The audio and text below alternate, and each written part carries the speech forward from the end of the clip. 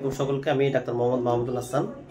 তাহলে এই যে মেশিনটা, এটা একটু ব্যবহারটা আমি দেখাচ্ছি। হ্যাঁ, এখন এটা হচ্ছে আমাদের ওষুধ। তাহলে এই ওষুধে হচ্ছে এই যে দেখেন ক্যাপসুলে পাউডার আছে, তাই না? দেখেন পাউডার আছে।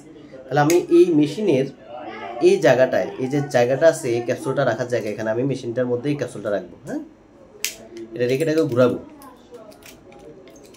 2-3 বার, যাতে এটা যে ক্যাপসুলটার ভিতরে ঢুকছে সেটা যাতে ছিদ্র হইতে পারে। ঘুরাবো, ঘুরাই এবার আমি টানবো, শ্বাস বন্ধ রাখছি, আবার শ্বাস নিতে নিতে টানবো, শ্বাস বন্ধ রাখছি, আবার আমি শ্বাস নিতে নিতে টানবো, শ্বাস বন্ধ রাখছি, আমি শ্বাস ছাড়ছি। এভাবে 4-5 বার টানবো। টানার পরে দেখবো যে ক্যাপসুলের ভিতরে পাউডার ছিল, সব পাউডার কিন্তু চলে গেছে।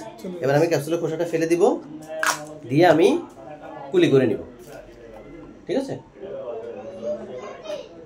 শেষ। এটা যতবার আপনাকে টানতে বলছে ঠিক আপনি ততবার টানবেন। ঠিক আছে।